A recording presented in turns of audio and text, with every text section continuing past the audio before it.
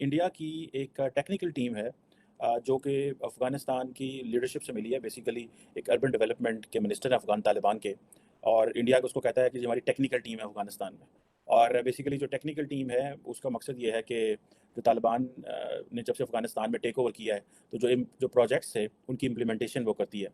और इंडिया ने क्योंकि अपने सारे डिप्लोमेट्स निकाल लिए थे, पाकिस्तान तो बड़ी लुटियाँ डाल रहा था उस वक्त, लेकिन अभी पता ये चला है कि इंडिया जो है वो उसने अपनी सॉफ्ट पावर फिर भी पीछे छोड़ दी, और soft power in shape of development छोड़ दी, soft power in shape of कि जी हमारा पॉलिटिकल तो कोई रोल नहीं है लेकिन हम काम करना चाहते हैं। अभी जो सुहेल शहीन है उन्होंने डिस्कस किया है कि हाल ही में पिछले हफ्ते, यानी कि इंडिया की टेक्निकल टीम और तालिबान मिनिस्टर जो अर्बन डेवलपमेंट और हाउसिंग के हैं, हमदुल्ला नुमानी जो हैं, उनकी मुलाकात हुई है, और उसमें ये चीज़ें डिस्कस हुई हैं कि एक तो इंडिया जहाँ जहाँ इन्वेस्टमेंट करेगा, अफगान जो है वो उनको जो है वो सपोर्ट करेंगे, सिक्योरिटी दे। जय हिंद दोस्तों। अफगानिस्तान में अब तालिबान सत्ता में है। इसे में भारत के लिए सबसे बड़ी चिंता उसके निवेश और परियोजनाओं को फिर से शुरू करना है। इसे लेकर पिछले सप्ताह तालिबान ने एक मीटिंग की और निवेश मांगा है। इस मीटिंग में तालिबान ने भारतीय निवेश और भारत के समर्थन वाले बुनियादी ढांचा परियोजनाओं को फिर से शुरू करने की मांग की है। तालिबान के शहरी विकास और आवास मंत्री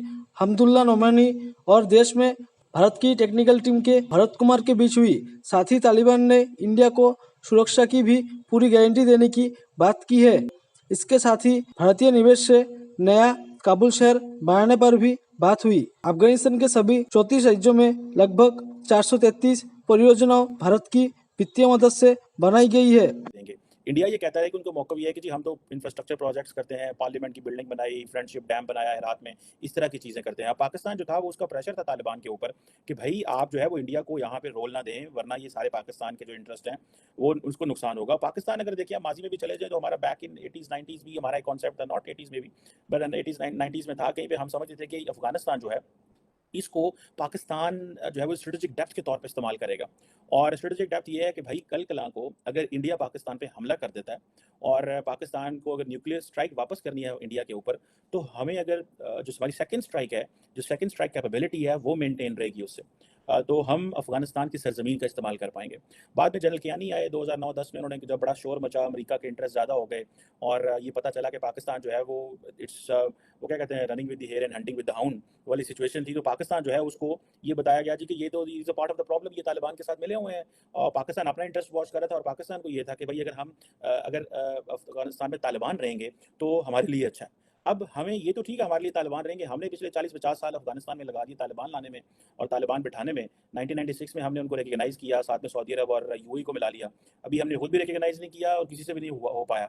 तो लेकिन इंडिया जो है वो कह रहा है जी हम तो यहाँ पे जो है वो 2019-20 में कोई 37 एक प्रोजेक्ट किए थे, जो कि high impact community development project उसको वो कहता है। और साथ इंडियंस कहते हैं जी कि हमारे तो बड़े हिस्टोरिकल और सिविलाइजेशनल ताल्लुकात हैं अफगानिस्तान की आवाम के साथ, और हम बड़ी देर से जो है वो ह्यूमैनिटेरियन असिस्टेंस पे काम कर रहे हैं। अब सऊदी इंडियंस को उसको तालिबान को एक सीधा-सीधा पता है कि भाई पाकिस्तान के पास तो पैसे क्यों नहीं है? जब पाकिस्तान के पास पैसा नहीं है तो इन्होंने हमें क्या देना है? सो वो ज़ाहिर बात है वो भागे-भागे इंडिया के पास गए, उन्होंने दरवाज़ा खटखटाया, इंडिया पहले ही तैयार बैठा हुआ था, India was waiting. India was basically waiting and watching, wait and see की अप्रोच थी। उन्होंने कहा तालिबान क्या करते हैं?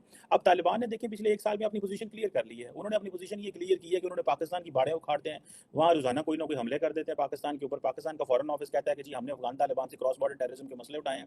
हमने अपने मौलवी यहाँ से भेजे हैं जो कि तालिबान से मुज़ाकरात कर रहे हैं कि खुदा ना बंदे से पुत्र बनो और हमारे साथ जो है वो बदतमीज़ी ये बंद करो जो, और हमारी बात मानो जो हम तुम्हें कहते हैं। हम कभी बॉर्डर बंद करते हैं, कभी चमन बंद करते हैं, कभी तोरखम बंद करते हैं, हम कभी कुछ करते हैं, लेकिन तालिबान हमारी कहीं पे भी सुनने को वो तैयार नहीं है। तालिबान अपनी उस बात पे जो है वो कायम है। अब अगर देखा जाए कि अफ़गानिस्तान जो है वो एक इस तरह की, जिसे कहते हैं ना, मेरे एक दोस्त है वो हमेशा बात किया करते थे, वो कहते थे देयर इज़, हम डिस्कशंस होती थी कि व्हाट आर द ऑप्शंस, क्या ऑप्शन है, ये ऑप्शन है, वो कहते थे।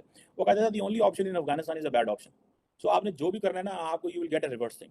अब अफ़गानिस्तान इस तरह की स्ट्रेटेजिक लैंडस्केप बना हुआ है कि जहाँ पे अभी रीजनल पार्ट्स जो हैं वो अपनी पावर एस्टैब्लिश करने के लिए कहा जा रहा है कि नई ग्रेट गेम जो है वो एस्टैब्लिश है। आप 19वीं सदी में चले जाएँ, 20वीं सदी में चले जाएँ, रशियन और ब्रिटिश एम्पायर ने जो है वो इसके ऊपर बड़ा अपना मुसल्लत करने की कोशिश की, लेकिन लेकिन आप ये समझें कि इसका जो टेरेन है बेसिकली, जिसे टोपोग्राफी आप कह लें, दैट इज़ बेसिकली समझा जाता है कि जो सबसे बड़ी और इसका जो स्ट्रेटेजिक लोकेशन है और जो टेरेन है और जो टोपोग्राफी है, that is basically a challenge for those who come inside Afghanistan. और अब तालिबान डबल गेम खेलते हैं, तालिबान बड़े सियाने हैं, उनको समझ लग गया अब मुल्कों को कैसे भगाना है और क्या करना है।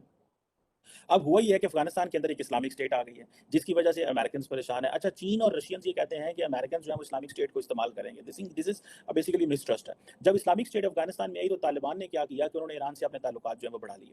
ठीक है जनाब? और जो नई अफ़गान गवर्नमेंट है इसकी अप्रोच बिल्कुल डिफरेंट है। अच्छा, इरानियंस को, चाइनीज़ को, रशियंस को ये प्रॉब्लम ही नहीं है कि इंटरनल अपरेटस क्या है, इंटरनल पॉलिटिकल स्ट्रक्चर क्या है। प्रॉब्लम तो अमेरिकन्स को है, प्रॉब्लम तो वेस्टर्न ममालिक को है कि इंटरनल पॉलिटिकल स्ट्रक्चर क्या है। आप किसी भी वेस्टर्न मुल्क को जो लोगों से मिले या उनकी आप स्टेटमेंट्स पढ़ें फॉरेन मिनिस्टर्स की, वो कहते हैं देखो जी ख़वातीन के साथ बड़ा जुल्म हो रहा है, वहाँ पे ये हो रहा है, वो हो रहा है। इरानियंस को कोई प्रॉब्लम नहीं है, रशियंस को कोई प्रॉब्लम नहीं है, चाइनीज़ को कोई मसला नहीं है, वो समझते हैं हमारा ये प्रॉब्लम ही नहीं है यार, हमारा मसाइल